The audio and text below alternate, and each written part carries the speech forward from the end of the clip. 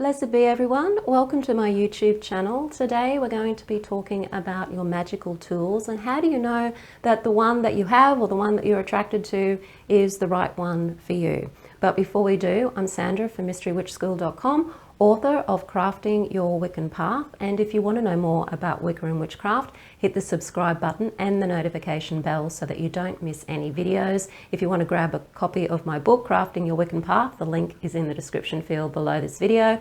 And if you want to know where to start your witchcraft practice, but you haven't got a clue, I have a free video that just helps you know where to start and what sort of things you need to be learning and investigating and in what order you can do that in, just to make life a little easier for you. It's a free video. The link is in the description field below this video, and it's called How to Start Your Witchcraft Practice. So this video comes as a request. The request was to do a video about how to choose your own magical staff, or how to know which staff is the right staff for you. But this cuts across all of the magical tools that you'll use in your practice. It can be your athame, it can be your cup, it can be your wand, it can be your pentacle, it can be anything that you use. Even gemstones and oils and herbs, you're going to be guided towards the right ones to use. And all you need to do is to be more attuned with yourself and more attuned with nature to know whether it is really the one for you or not. And this is where that self-knowledge comes in, that connection to nature and self comes in, and it's where the practice of the craft comes in. The more you practice connecting to yourself and nature, the more intuitive you're going to be, and the more you're going to know when something is for you or something isn't for you.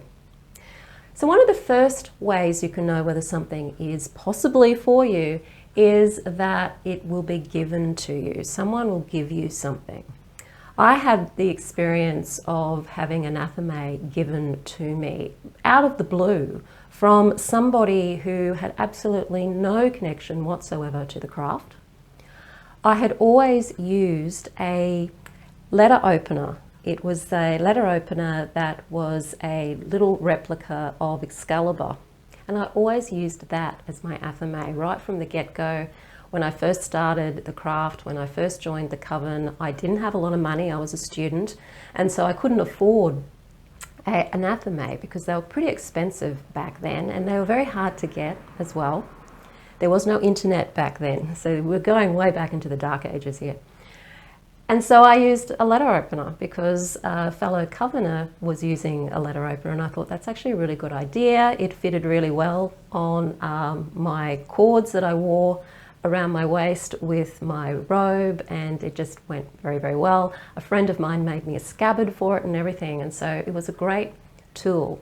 But unfortunately it did age, and I got to the point where I wasn't really using it much anymore, or using any tools at that stage. And then out of the blue, on my birthday, I got an athame, or a dagger that looked to me, as soon as I saw it, I thought, athame. The same birthday, I also got given a cup as well. And so I took this as being quite significant. It was a turning point in my life because I had been by that stage, I'd ventured away from Wicca at that stage. I was investigating other more mystical traditions, and I was feeling the urge and the need to come back to the craft and trying to figure out how all of this did fit in with my life now. I felt the calling to come back home again to the craft. And then all of a sudden, almost falling out of the sky, came the cup and the athame as a way of confirming that, yes, it's now time for you to come back to the craft and bring all of the things that you've learned from the other mystical traditions into your practice. And you may find similar experiences that somebody gifts you something and you feel so amazed by it. It's like you really do resonate with, this has actually come from the gods. This isn't something that could really have come from anywhere else, because it's maybe come through a channel that you didn't expect it to come through, it was totally unexpected, and you feel really connected to it when it does come to you. So this is when something is gifted to you. The second way that you may come across a magical tool is to find it. You may actually find something. And that could be just finding it out and about, or it could be finding it in a store somewhere, or in a place where maybe you didn't expect to find it. Exactly. It could be in a second-hand store or somewhere like that. And it's like it leaps out at you. You notice it. You feel drawn to it in some way. And some of this, yes, some of this can be the ego being drawn to it, but check in to make sure whether it's just the ego wanting it, because the ego loves to have stuff, or whether it really is coming from somewhere else that may be working through the ego to connect with it and resonate with it. And the more in tune you are with yourself, and the more in tune you are, more connected you are, the more you're going to feel that this tool is for you. Maybe you've been thinking about wanting that particular tool and you don't know how you're going to come about acquiring it. And then you go somewhere, you haven't been thinking about it for a day or two, and then it just turns up. Because that's often what happens. You have a thought that you want something or you need something, and you think, well, I need that, I'll have to figure out how to get that at some stage. And then when you're not thinking about it, it turns up. Sometimes when you find something, the tool could be for you, for sure, or it could actually be for someone else, but you're the one who's actually being the giver of the tool. So the energy of the tool is working through you because you happen to be in the right place at the right time, but it might actually be for somebody else. So you may find that you're drawn to it, but for some reason you don't really resonate with it, but it's there and you feel that you need to take it, even if it doesn't feel quite right for you. It may actually be for somebody else, and you're just a conduit for it to get from where it is to that other person. So be aware of that too. The third way that you can know whether something is for you and come across a tool is to be guided to it. So you may find that you want to go to a store, maybe it's on the internet or maybe it's a physical store. You feel guided to go in there, you feel guided to look in this place. Or you've been working, doing some meditation and you feel guided to buy a particular thing. The story with this staff here for me was that I felt guided to really work on having a staff. I have a staff, a very, very sort of rough staff that is basically a branch that I've found. And I was thinking of ways that I could actually do some work on it and crafting it myself. And then I felt the urge to go on to Etsy and have a look and see what other people had done with staffs. How did they decorate them? How did they carve them? And I came across a store which unfortunately is no longer on Etsy anymore due to what is going on in the world with this conflict. And this store was called Magick Umbrellas, and the crafter, he made the most beautiful carvings with umbrellas and also staffs or staves. And I felt very drawn to his work. And so I looked at various different staffs that were there, and this one here really leapt out at me, more so than the others. I had been given some money for my birthday, so again it was a birthday thing, so another solar return. And so I felt that I think this is actually what I need to do, rather than trying to figure out how to craft my own at this stage, to actually, for some reason, buy something off this person, because the workmanship was just so beautiful. And I felt really drawn to his work. So I spent some time looking at the various different staves that he had there, or staffs. I'm not quite sure what the correct word would be when it comes to talking about witchy staff. But this one was the one that kept standing out to me. And there were others there that looked more elegant, more amazing. They had carvings of owls and people and all sorts of things on them, which from an artistic point of view were more interesting perhaps to look at, but I kept getting drawn back to this one. So I thought, if I keep getting drawn back to a particular item, then that is the item for me. So that's why I chose this one, because I kept getting drawn back to it. If you're drawn to something and you keep getting drawn to it, even though there might be others to choose from, it's the one you're drawn to. Now, your ego and your head are probably going to try and jump in and go, oh, but this one's better, it's got an owl, or, you know, this one's bigger, or this one doesn't have a chip in it. This one's, you know, it's more pristine, it's more perfect.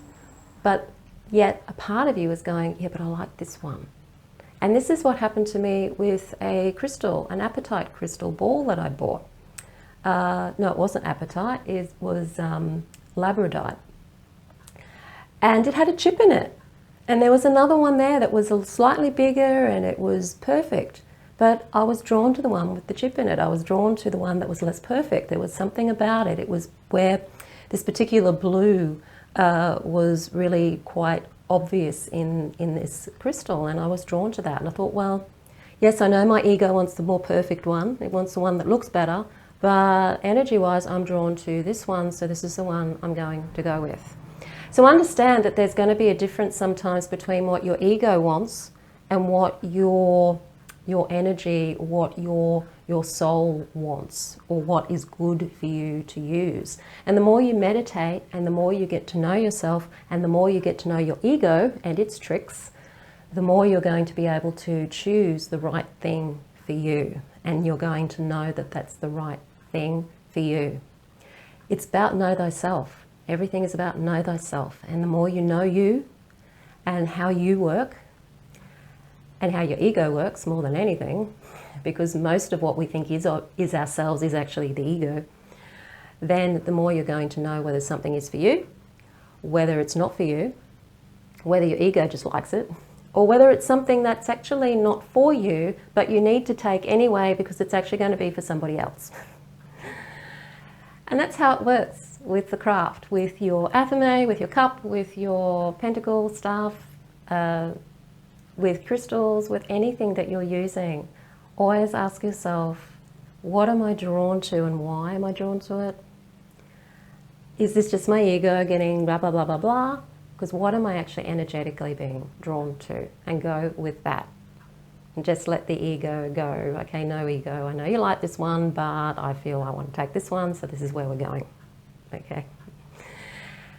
I use my tools in my work. I love working with them. You don't need them, so it's not necessary to have all of these tools. You can just be yourself and still practice the craft.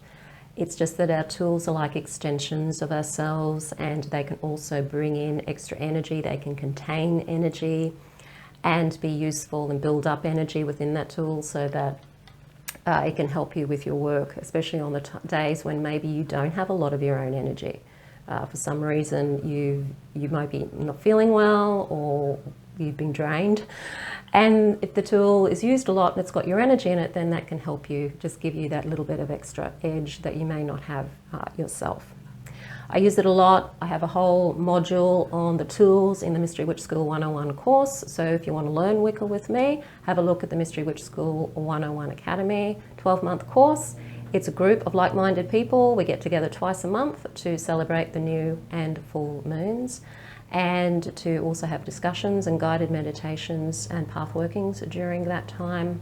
The whole course is self-paced, so you don't have to try and keep up every month, but I do try to deliver it to you so that it is easy for you to spend the month doing exercises and actually practicing the craft, because that's the problem most people have.